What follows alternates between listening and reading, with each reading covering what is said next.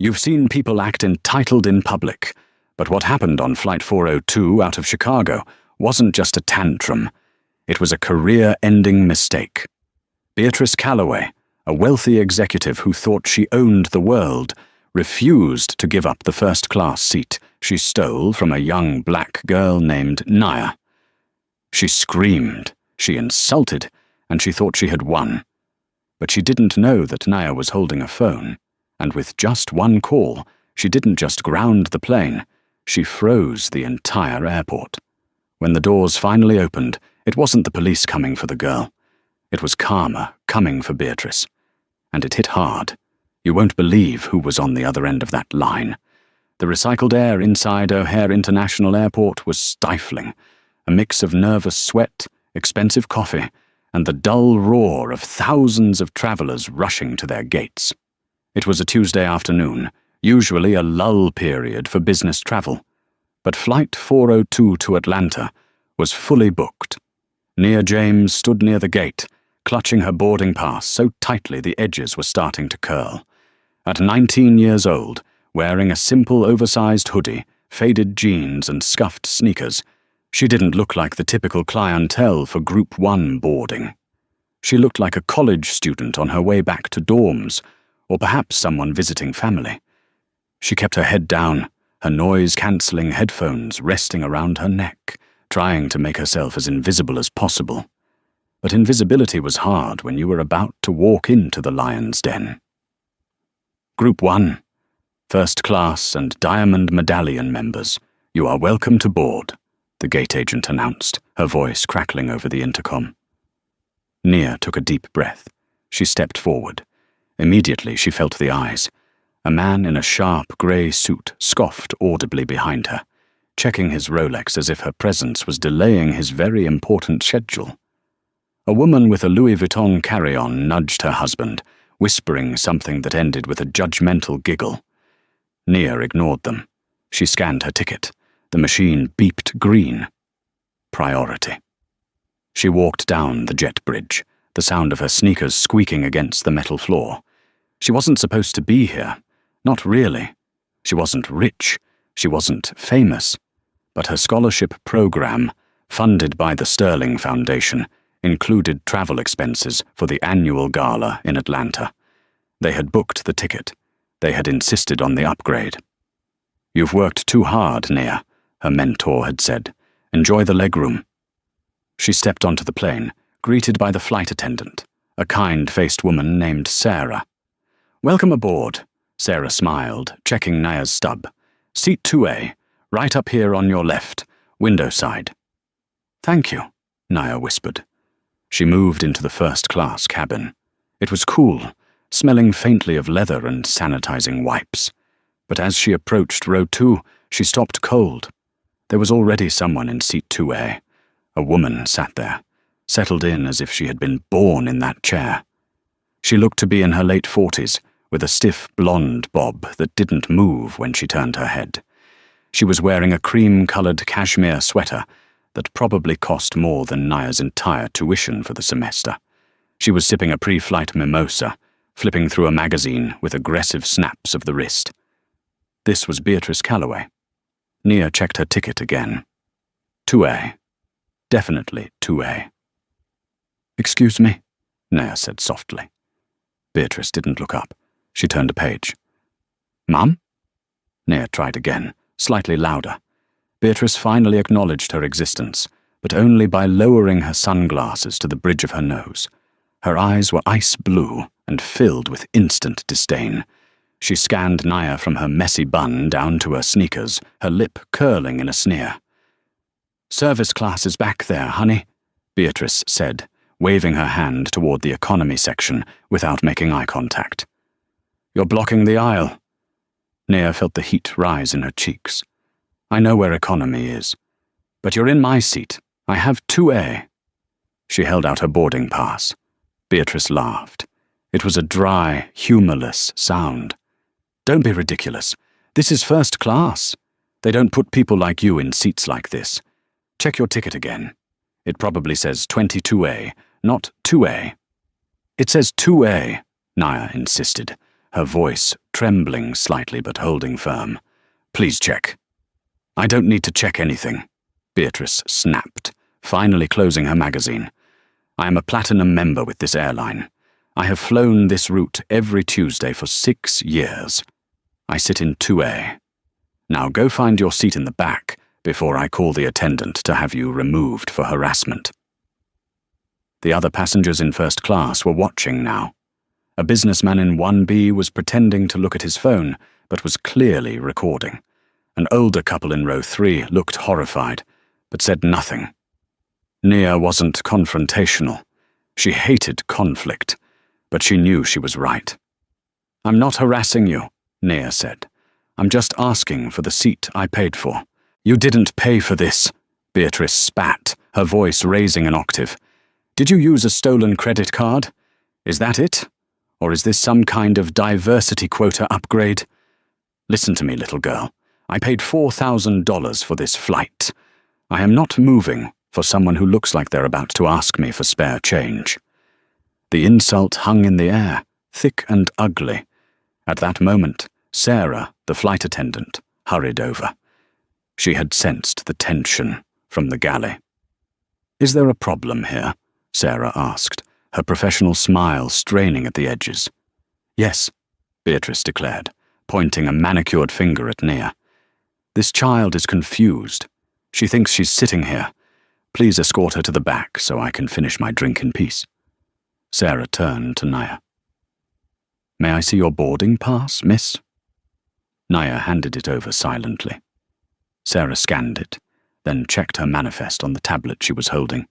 She frowned, tapped the screen, and checked it again. She looked up at Nia, then at Beatrice. "Miss Calloway," Sarah said, her voice polite but firm. "I'm afraid there has been a mistake on your part. This is Nia James's seat. Your seat is 4B. The cabin went silent. Beatrice's face turned a shade of red that clashed with her sweater. "Excuse me?" "You are in 4B, Sarah repeated. "It's an aisle seat in the last row of first class. You need to move so Miss James can take her assigned seat." Beatrice didn't move. She didn't blink. She stared at Sarah with the intensity of a predator looking at prey. "I am not moving," Beatrice said, her voice dropping to a dangerous whisper. "I don't care what your little computer says. I sat here first, and I am certainly not moving for her." The air in the cabin shifted from awkward to volatile. The plane was still at the gate, the boarding door open, but the atmosphere felt like a pressurized canister ready to burst.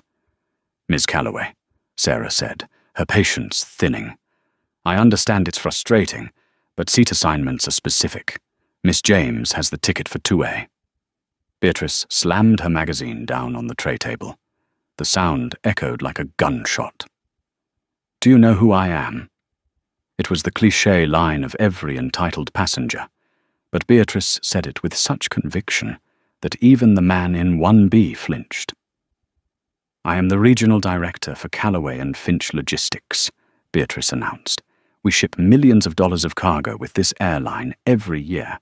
My company practically keeps this route in business. If I say I am sitting in 2A, then I am sitting in 2A. If you have a problem with the seating chart, move her." She gestured dismissively at Nia. "Put her in 4B, or better yet, put her in coach where she belongs. I'm sure she'd feel more comfortable with her own kind." A gasp rippled through the cabin. The racism wasn't subtle anymore. It was out in the open, naked and ugly. Nia's hands were shaking. She wasn't shaking from fear, though. She was shaking from rage. She had spent her whole life dealing with microaggressions, with people clutching their purses when she walked by, with teachers assuming she didn't do her own homework. But this was different. "That is enough," Sarah said, her voice hardening. "Ma'am, that kind of language is not tolerated on this airline. I am going to ask you one last time to retrieve your items and move to your assigned seat, or you will be escorted off this plane." Beatrice laughed again. "You wouldn't dare. You touch me, and I'll sue this airline into bankruptcy. I'll have your job by tomorrow morning. Do you hear me? I want to speak to the pilot. Get the captain out here, now!" Sarah pressed the call button for the cockpit. While they waited, Beatrice turned her venom back to Nia. Nia was still standing in the aisle, clutching her backpack strap. "You should be ashamed of yourself," Beatrice hissed. "Making a scene like this, disrupting hard-working people. You probably think this is funny, don't you? Some kind of TikTok prank? You're delaying the flight." "You're the one delaying the flight," Nia said quietly. "Don't speak to me," Beatrice screamed. "You don't get to speak to me." The cockpit door opened. Captain Miller, a tall man with silver hair and 4 stripes on his shoulders, stepped out. He looked tired. He assessed the situation quickly. The red-faced woman in 2A, the young black girl standing stoically in the aisle, the distressed flight attendant. "What seems to be the trouble?" Captain Miller asked, his voice a calming baritone. "Captain," Beatrice said, her tone instantly changing to a manipulative sweetness. "This stewardess is incompetent, and this passenger is harassing me. I'm simply trying to sit in my usual seat, and they are trying to force me to move to the back for her." Captain Miller looked at Sarah. Sarah shook her head and handed him the manifest. "Miss Calloway is assigned to 4B. Miss James is in 2A. Miss Calloway is refusing to move and is using abusive, discriminatory language." Captain Miller looked at Beatrice. "Ma'am, the manifest is a federal record. You have to sit in your assigned seat. If you don't move, we can't push back." "Then we don't push back," Beatrice crossed her arms. "I am Beatrice Calloway. I demand you upgrade me to this seat immediately and downgrade her. It's a simple fix. Do it." Captain Miller sighed. "I can't do that. That's not how it works." "Make it work," Beatrice shrieked. "Or I will call your CEO right now. I have connections." Nia, who had been silent for the last 5 minutes, suddenly reached into her pocket. "You don't need to call the CEO," Nia said. Her voice was steady now, cold. "I can do it for you." Beatrice stared at her. "What?" "You said you have connections," Nia said, unlocking her phone. "You said you work for Calloway and Finch Logistics." "My husband owns the company," Beatrice sneered. "Not that it's any of your business." "And you ship with this airline," Nia continued, "which means you're a vendor." "I am a priority partner." "Right," Nia said. She scrolled through her contacts. She didn't stop at Mom or Dad. She scrolled past names of college friends. She stopped at a contact simply labeled Mr. Sterling. Reginald Sterling, the owner of Sterling Global, the parent company that owned not just the airline, but also held the exclusive logistics contract that kept Beatrice's husband's company alive. Calloway and Finch was a subcontractor for Sterling, and Reginald Sterling was also the man who had personally handed Nia her scholarship 3 years ago, the man who had told her, "If anyone ever tries to stop you from getting where you need to go, you call me." Nia hit the call button. She put it on speaker. The phone rang once, twice. The entire cabin was silent. Beatrice rolled her eyes. "Who are you calling? Your mother? The NAACP?" Then the ringing stopped. A voice boomed through the quiet first-class cabin. It wasn't a secretary. It was the man himself. "Nia? Everything okay? You should be in the air by now." Nia held the phone up. "Hi, Mr. Sterling. I'm sorry to bother you. I'm on the plane, flight 402, but I can't sit down." "Why not?" Reginald Sterling's voice sharpened. "Is there a maintenance issue?" "No, sir," Nia said, looking dead in Beatrice's eyes. "There's a woman in my seat. She refuses to move. She says she's Beatrice Calloway from Calloway and Finch, and she says people like me don't belong in first class." There was a pause on the other end of the line. A long, terrifying pause. Beatrice's face faltered. She recognized the name. Everyone in her industry knew the name Sterling, but she didn't believe it. She couldn't believe it. "Calloway and Finch?" Mr. Sterling asked. His voice was no longer warm. It was like granite. Put her on. Or better yet, is Captain Miller there? Captain Miller's eyes widened. He recognized the voice immediately. He stepped forward. Mr. Sterling? This is Captain Miller. Captain! Sterling barked. Why is my scholarship recipient standing in the aisle while a subcontractor insults her? Sir, we are trying to remove the passenger, but she is refusing to comply, the captain stammered. Refusing to comply? Sterling let out a dark chuckle. Okay. Nia, hold on 1 second. The line didn't go dead, but the sound of typing could be heard in the background. Furious typing. You're faking it, Beatrice whispered, though her hands had started to tremble. That's a recording. You're bluffing. I don't bluff, Nia said. Suddenly, Beatrice's phone, sitting on the armrest, lit up. Then the captain's iPad pinged. Then the gate agent's computer outside the plane beeped loudly enough to be heard through the open door. A collective digital shudder seemed to run through the aircraft. Captain Miller, Sterling's voice came back. I've just issued a grounded order for Flight 402. Nobody moves. I am also freezing the gate. Sir? Captain Miller asked. The plane doesn't leave until that woman is off, Sterling commanded. And Beatrice? Beatrice flinched. Who is this? She demanded, her voice shaking. This is the man who just cancelled your husband's contract, Sterling said. Effective immediately. I'm looking at your vendor profile right now. Calloway and Finch, terminated, for breach of conduct and violation of our anti-discrimination clause. You just cost your family business $40 million, Mrs. Calloway. Beatrice's mouth fell open. The colour drained from her face so fast she looked like a corpse. And Nia? Sterling added. Yes, Mr. Sterling. Hand the phone to the police when they get there. I've called the airport authority. They're on their way. The silence in the first-class cabin of Flight 402 was heavier than the plane itself. The voice of Mr. Sterling had cut through the air like a guillotine, severing Beatrice Calloway's reality from the delusion she had been living in. The phone in Nia's hand was still connected, the call time ticking upward, recording every second of Beatrice's undoing. Beatrice sat frozen in seat 2A. Her face, previously flushed with rage, was now a mask of fractured porcelain. She stared at the phone, then at Nia, then at the captain. Her mind scrambled for a foothold, a way to spin this back into a narrative where she was the victim, or at least the victor. That wasn't him, Beatrice stammered, her voice brittle. She looked around the cabin, seeking allies, but found only disgust. The businessman in 1BO was no longer hiding his phone. He was filming openly, holding the device steady to capture her humiliation in 4K resolution. It's a trick. You used an AI voice changer. I've seen them on the news. You're trying to scare me. Captain Miller stepped closer, his posture rigid. Ma'am, I assure you, Reginald Sterling is not a man who participates in pranks, and neither is the Port Authority.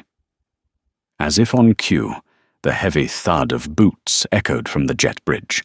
The passengers in economy, who had been murmuring and standing up to crane their necks, fell silent. 2 police officers boarded the plane. They weren't the friendly airport security who checked for water bottles. These were Chicago police officers assigned to the airport detail, and they looked ready for a fight. One was a tall, broad-shouldered sergeant named O'Malley. The other was a younger officer, Davis. They walked onto the plane with the distinct air of people who had interrupted their lunch break for something serious. "Who is the problem here?" Sergeant O'Malley asked, his voice booming without the need for a microphone. Captain Miller pointed directly at seat 2A. "Ms. Beatrice Calloway. She is trespassing in a seat not assigned to her. She has delayed a federal flight, and she has engaged in disorderly conduct involving racial harassment." Beatrice scrambled to stand up, spilling the remnants of her mimosa onto her cream cashmere sweater. The orange stain spread like a wound, ruining the fabric instantly. "Officers, thank God!" Beatrice cried out, trying to push past Nia to get to them. "I am the victim here. These people, this pilot and this girl, they are conspiring against me.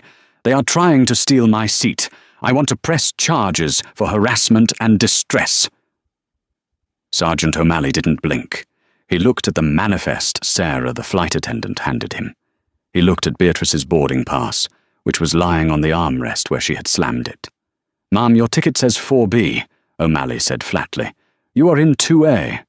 "It's a computer error," Beatrice shrieked. "Don't you know who I am? My husband is Richard Calloway. We own this city. If you touch me, I will have your badges." The threat hung in the air, pathetic and hollow. "Ma'am," Officer Davis stepped in, reaching for the handcuffs on his belt. "We have a direct order from the airport authority to remove you. The gate has been frozen. The tarmac is locked down. You have caused a Tier 1 security disruption." I did what?" Beatrice blinked. "Disrupting the operation of a commercial flight is a federal offense," O'Malley said. "Now you can walk off this plane on your own 2 feet, or we can drag you. But either way, you are leaving seat 2A. Beatrice looked at Nia. For the first time, she truly saw her. She saw the calm strength in the young girl's eyes. Nia hadn't screamed. She hadn't fought. She had simply made a call. "You ruined everything," Beatrice hissed at Nia, her voice dripping with venomous hate. "You little witch. You think you've won? Wait until my lawyers get hold of you. You'll never fly again. I'll make sure you lose that scholarship. I'll make sure you're expelled." Nia finally spoke. She held the phone up again. "Mr. Sterling, are you still there?" "I'm here, Nia." Sterling's voice came through, loud enough for the officers to hear. "Officer, this is Reginald Sterling. Please ensure that woman is removed immediately, and add a charge of making threats against a minor to the list. My legal team is already filing the paperwork." Sergeant O'Malley's eyebrows shot up. He recognized the name. Everyone in Chicago recognized the name. "Yes, Mr. Sterling, we're on it." O'Malley moved fast. He grabbed Beatrice's wrist. She screamed, a high, piercing sound that made everyone wince. "Get your hands off me! Assault! Police brutality!" She flailed, her manicured nails raking against the officer's arm. That was the final nail in her coffin. "That's assault on an officer," O'Malley grunted, spinning her around and slamming her chest against the bulkhead wall. Click, click. The sound of handcuffs tightening was the most satisfying sound the passengers of Flight 402 had ever heard. "You are under arrest," Officer Davis recited, grabbing her other arm. "You have the right to remain silent. We strongly suggest you use it." They began to march her down the aisle. But it wasn't a quick exit. Because the plane was full, Beatrice had to be walked past the entire first-class cabin, then past the galley and out the door. As she was shoved forward, the businessman in 1B stood up. "Hey, lady!" he shouted. Beatrice looked up, mascara running down her face, hair disheveled. "Smile for YouTube," he mocked. "Rot in hell," Beatrice screamed back, spitting in his direction. The officers tightened their grip, forcing her head down as they shoved her onto the jet bridge. Her screams echoed down the metal tunnel, insults, threats, names of politicians she claimed to know, demands for her phone. Inside the cabin, the silence returned. But it was different now. It was the silence of relief. Captain Miller picked up the PA microphone. "Ladies and gentlemen, I apologize for the delay. We have removed the security threat. We will be pushing back in 5 minutes." A cheer erupted from the economy section. People clapped. Nia stood there, shaking slightly now that the adrenaline was fading. Sarah, the flight attendant, gently touched her shoulder. "Miss James," Sarah said softly, "Seat 2A is ready for you. Let me get you a fresh blanket, and anything you want from the menu is on the house." Nia looked at the seat. The leather was slightly wrinkled where Beatrice had been. The mimosa stain was on the floor.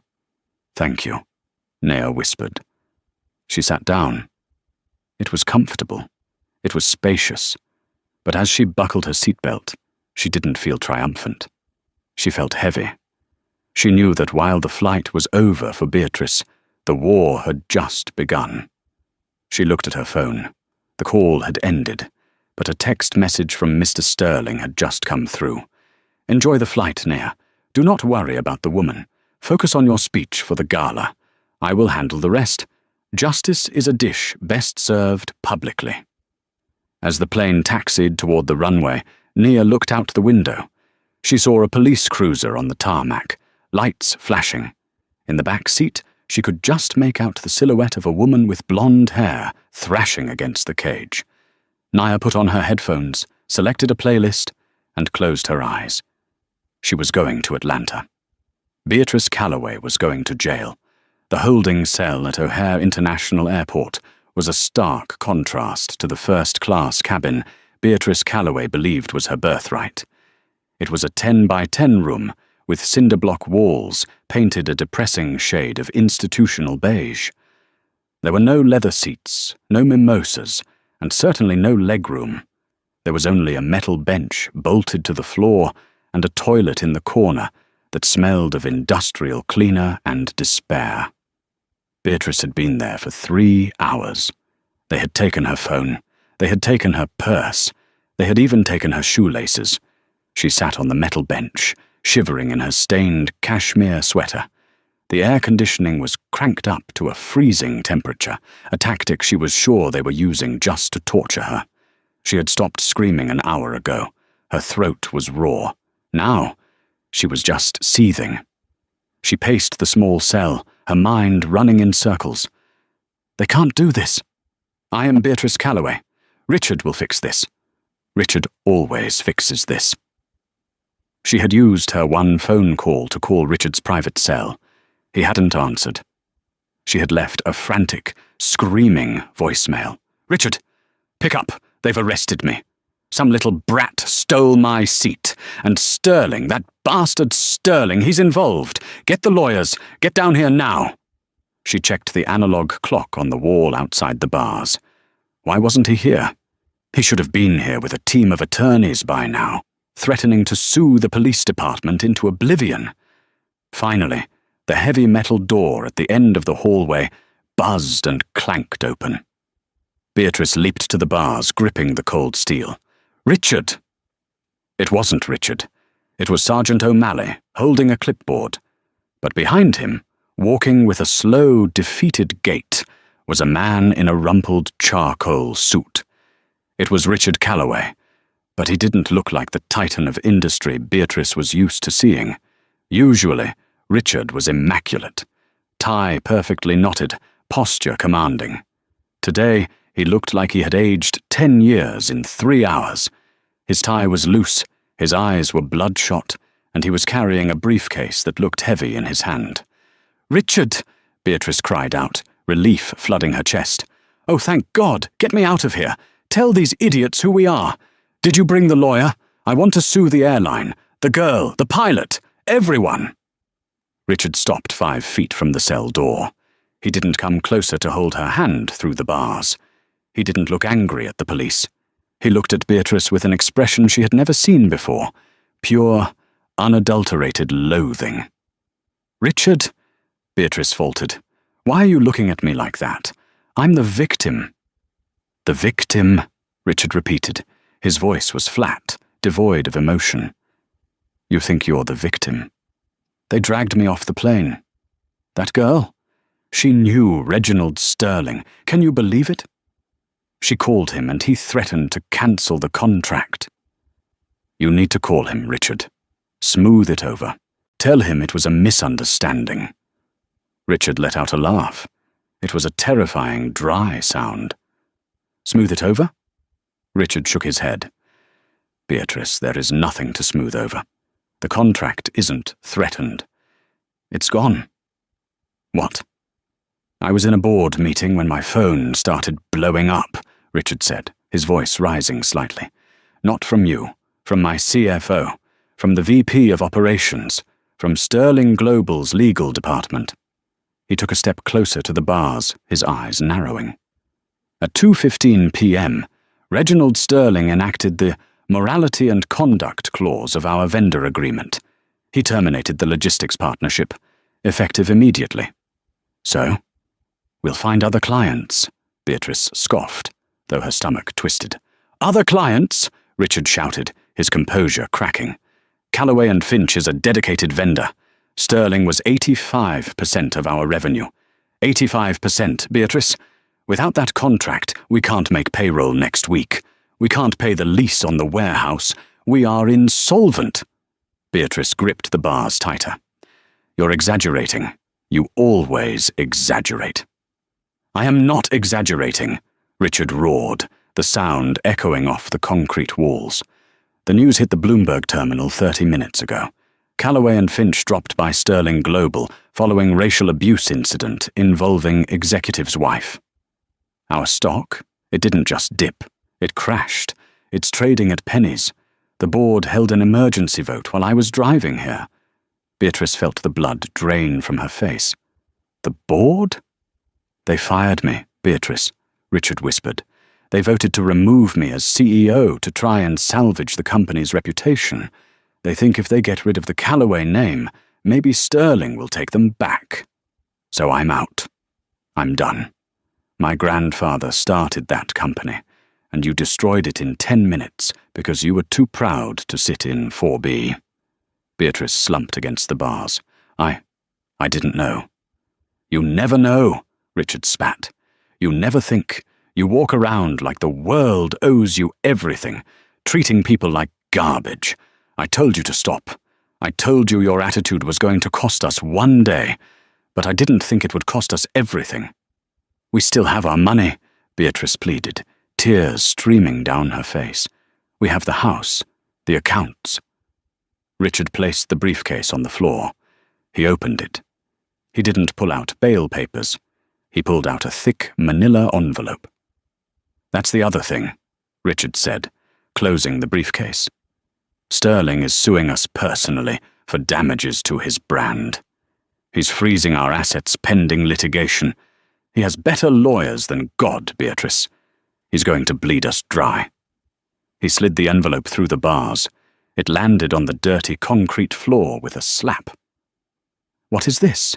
Beatrice asked, trembling. I'm not going down with you, Richard said, buttoning his jacket. He looked at her with cold finality. Those are divorce papers. My lawyer drafted them on the way here. I'm filing for separation, based on irreconcilable differences and gross misconduct. Richard, no, you can't leave me here. I'm in jail. I posted your bail, Richard said, turning his back on her. It was the last check I could write before the accounts froze.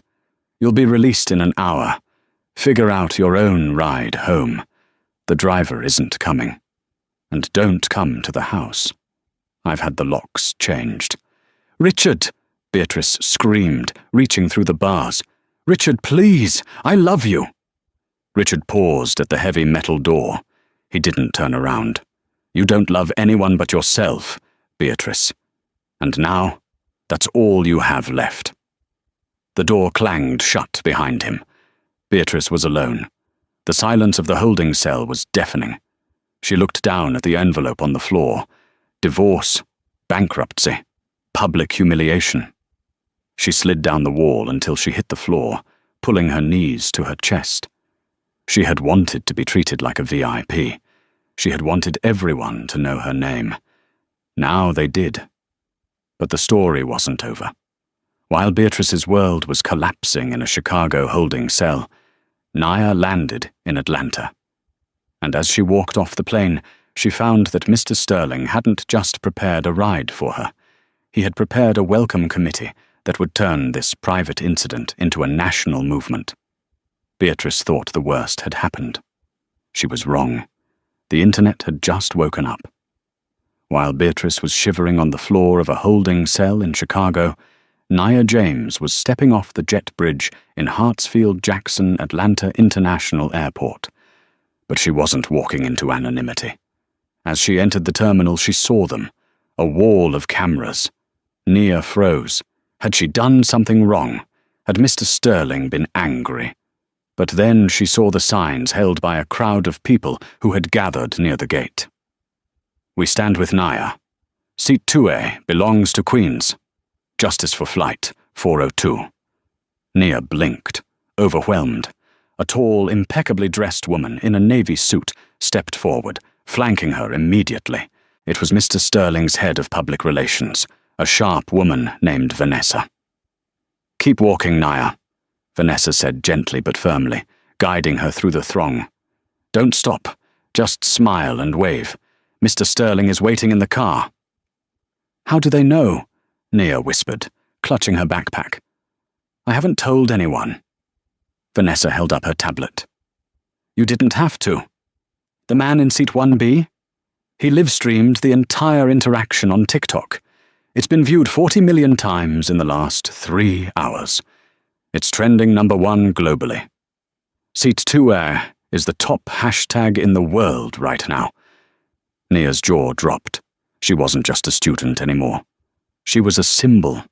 They made it to the waiting black SUV on the tarmac, a private exit arranged to avoid the paparazzi swarming the baggage claim. Inside, the leather seats were soft, and the air smelled of expensive cologne. Reginald Sterling sat there, looking exactly as he did on TV, formidable, stern, but currently looking at Nia with fatherly pride. "I'm sorry for the trouble, sir," Nia said immediately. "Trouble?" Sterling chuckled, handing her a bottle of water. "Nia, you didn't cause trouble. You exposed a rot that needed to be cut out. Do you know how long I've been looking for a reason to sever ties with Calloway and Finch? Their numbers were slipping, but Richard Calloway was a friend of my father. I needed cause. You gave me cause." The car sped toward the hotel where the Sterling Foundation Gala was being held. "Tonight," Sterling said, his tone turning serious, "you were scheduled to give a 3-minute speech about your studies in architecture. We are scrapping that." Nia panicked. "But I memorized it." "People don't want to hear about architecture tonight," Sterling said. "The world is watching. Every major news network is broadcasting the gala live because they know you're there. Tonight, you talk about dignity. You talk about what it feels like to be told you don't belong, and what it feels like to claim your space. Can you do that?" Nia looked at her hands. She thought about Beatrice's sneer. She thought about the service class comment. She thought about the years of being overlooked. "Yes," Nia said, "I can do that." 3 hours later, Nia stood backstage at the St. Regis Atlanta.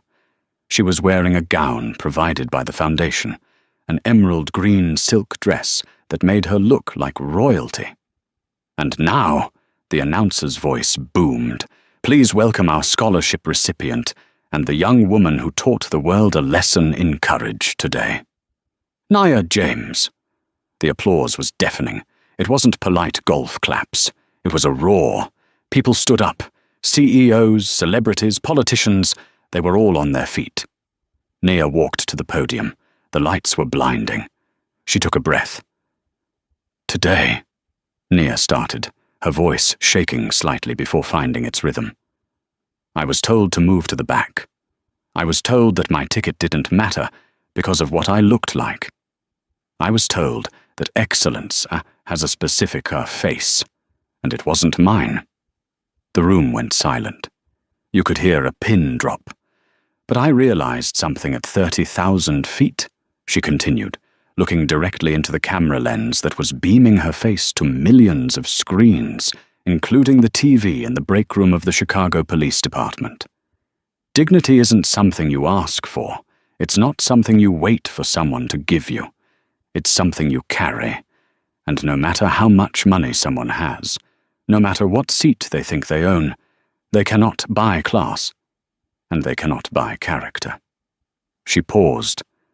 "To Mrs. Calloway," Nia said, naming her publicly for the first time, "I hope you find peace, because I have found my seat, and I'm not moving." The ovation lasted for 5 minutes. By the time Nia left the stage, her life had changed. Her tuition was fully paid by donors who had called in during the speech. A publishing house had already emailed Vanessa offering a book deal, but while Nia was ascending, Beatrice was crashing, hard. Chicago at night is unforgiving, especially when the wind whips off the lake, cutting through clothing like a knife. Beatrice Calloway stood on the sidewalk outside the police station. It was 11:20 p.m. She had been released 20 minutes ago, clutching a plastic bag containing her personal effects. Her phone, dead battery, her wallet, empty of cash, and her lipstick. She was still wearing the cream cashmere sweater, but it was now stained with mimosa, sweat, and the grime of the holding cell floor. She looked like a ghost of her former self. "Taxi!" she screamed, waving her hand frantically at a yellow cab passing by. The cab slowed down. The driver peered out the window. He looked at her disheveled hair, the wild look in her eyes, and the stained clothes. Then he looked closer. "Hey," the driver shouted. "You're the plane lady. I saw you on Twitter." Beatrice straightened up, trying to summon her old arrogance. "Yes, I am Beatrice Calloway. Take me to 400 North Lake Shore Drive. I will pay you double once we get there." The driver laughed. "Lady, I wouldn't take you for $1,000. My sister works for that airline. You're banned from my cab. Walk." He spat on the curb near her expensive loafers and sped off. Beatrice stood there, stunned. Banned from a taxi? She tried to turn on her phone. It flashed the low battery symbol and died. She rummaged through her wallet for her credit cards. She had her black Amex. Richard said the assets were frozen, but surely the credit cards still worked. They had a limit of $500,000. She walked to the nearest ATM, a sketchy machine inside a 24-hour convenience store. The clerk, a teenager with headphones, barely looked up. Beatrice inserted the card. Processing. Declined. Contact issuer. She tried her Visa. Declined. She tried her debit card. Card retained. Account locked. The machine swallowed her card. "No!" Beatrice shrieked, slapping the screen. "Give it back, you stupid machine!" "Hey!" the clerk shouted. "You break it, you buy it. Get out of here before I call the cops." "Do you know who I am?" Beatrice turned on him, her eyes manic. The kid looked at her. He pulled up his phone and showed her the screen. It was a meme, a picture of Beatrice's face twisted in rage on the plane, with the caption, "The face of unemployment." "Yeah, I know who you are," the kid smirked. "You're the meme. Get out." Beatrice fled the store. She had no money, no phone, no ride. It was a 5-mile walk to her penthouse on Lakeshore Drive. She started walking. Her feet, used to cushioned insoles and car services, began to blister after the first mile. The wind bit into her skin. She was hungry. She hadn't eaten since the mimosa on the plane. By the time she reached her building, a gleaming tower of glass and steel, it was 1:00 a.m. She stumbled into the lobby, relieved. She was home. The doorman, Henry, would let her in. Henry had worked there for 10 years. She had never tipped him, and she rarely learned his last name. But he knew her. She pushed through the revolving doors. "Henry," she gasped, leaning against the marble desk. "Oh, thank God. Let me up. I lost my keys." Henry, a burly man in a uniform, didn't move to open the elevator. He stood in front of it, arms crossed. "Mrs. Calloway," Henry said. His voice wasn't warm. It was professional, cold steel. "Henry, open the elevator. I need a bath and a drink." "I can't do that, ma'am," Henry said. "Mr. Calloway called the building management 3 hours ago. You have been removed from the lease. He has sole possession of the unit pending the divorce proceedings. There is a restraining order on file preventing you from entering the premises." Beatrice felt the room spin. "This is my house. My clothes are up there. My jewelry." "Mr. Calloway has packed a bag for you," Henry said. He reached behind the desk and pulled out a small gym bag. He dropped it on the floor. He said, "This is all you're allowed to take." Beatrice unzipped it frantically. Inside were sweatpants, a pair of sneakers and a winter coat. No diamonds. No designer bags. No checkbook. "This is a joke," Beatrice whispered. "Where am I supposed to go?" Henry looked at her. For a second, Beatrice thought she saw pity. But then she remembered the Christmas she had yelled at him for letting a delivery driver use the main entrance. She remembered calling him slow because he held the door open too long in the winter. "I don't know, Ma'am," Henry said, "but you can't stay here. We have a strict policy against loitering in the lobby. It upsets the residents." "I am a resident," she screamed. "Not anymore," Henry said. He stepped forward, looming over her. "Please leave, or I will have to call the police. And I think you've seen enough of them today." Beatrice grabbed the gym bag and ran out. She walked to the park bench across the street. She sat down, pulling the cheap winter coat around her. She looked up at the penthouse window. Her window. The lights were off. She was sitting on a park bench, looking at a life she had torched with a single sentence. A group of teenagers walked by. They stopped. One of them pointed. "Whoa, is that her? The plane lady?" "No way," another said. "She looks like a homeless person." "Wait, let me get a selfie." They ran over, phones flashing in the dark, blinding her. "Leave me alone," Beatrice cried, covering her face. "Say the line," one of them laughed. "Say, 'Do you know who I am?'" Beatrice curled into a ball on the bench, sobbing. The reality hit her harder than the cold. She was viral. She was famous. But she was destitute. As the teenagers got bored and walked away, a woman approached the bench. She was pushing a shopping cart filled with cans. She looked to be about Beatrice's age, but weathered by years on the street. The woman stopped and looked at Beatrice. She saw the expensive, ruined sweater. She saw the weeping. "Rough night?" the woman asked, her voice raspy. Beatrice looked up, her makeup smeared, her eyes hollow. "You have no idea." The woman reached into a cart and pulled out a half-eaten sandwich wrapped in foil. "Here, you look like you need it more than me." Beatrice stared at the sandwich. Yesterday, she would have called the police on this woman for existing in her line of sight. Yesterday, she had refused to sit near a scholarship student. Today, she was accepting charity from a woman who lived in a park. Beatrice took the sandwich with trembling hands. "Thank you," she whispered. "Don't get used to it," the woman said, pushing her cart forward.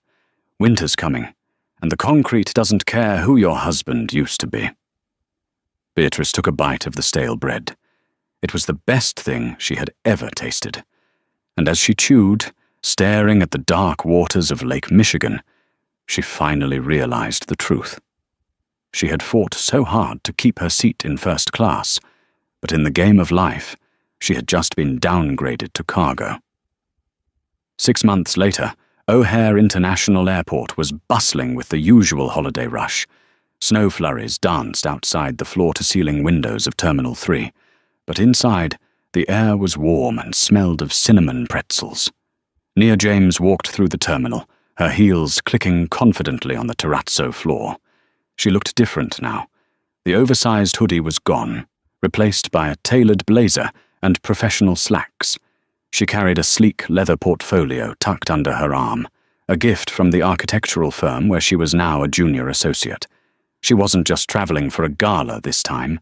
She was traveling for work. Sterling Global had commissioned her firm to redesign the lounge interiors for their partner airlines, and Nia was the lead on the project. She approached the security checkpoint. The line for general boarding was long, winding back toward the entrance doors. But Nia didn't stop there.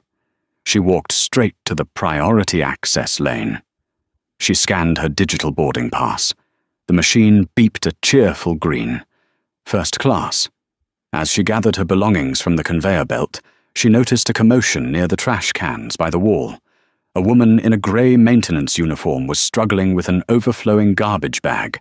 The bag had snagged on the metal rim, ripping open and spilling coffee cups and half-eaten bagels onto the pristine floor. "Hey, watch it!" a businessman in a suit yelled, stepping around the mess. You almost got coffee on my shoes. Can't you do anything right?" The woman in the uniform flinched, keeping her head low. "I'm sorry, sir. I'll clean it up. Right away." Her voice was raspy, broken. She fell to her knees, frantically gathering the trash with bare hands, trying to clear the path for the busy travellers. Naya paused. There was something hauntingly familiar about the frantic, desperate way the woman scrubbed at the floor. She took a step closer, peering over her sunglasses. The woman looked up, wiping a stray lock of stringy, greying blonde hair from her forehead. Her face was gaunt, lines of stress etched deep around her mouth. She looked 20 years older than she had 6 months ago. It was Beatrice Calloway, the former socialite, the woman who had claimed she owned the sky, was now scrubbing the floor of the very airport she used to terrorize. Their eyes met. For a second, the noise of the terminal seemed to fade. Beatrice froze, a soggy coffee cup in her hand. She recognized Nia instantly. How could she not? Nia's face had been on the cover of Time magazine's Voices of Change issue. Nia was the symbol of everything Beatrice had lost. Beatrice's lips parted as if to speak, to beg, to apologize, to scream. But Nia didn't give her the chance. She didn't sneer. She didn't pull out her phone to record. She didn't say a word. Nia simply adjusted her portfolio, turned her head, and kept walking. To Naya, Beatrice Calloway was no longer a villain. She was no longer a threat.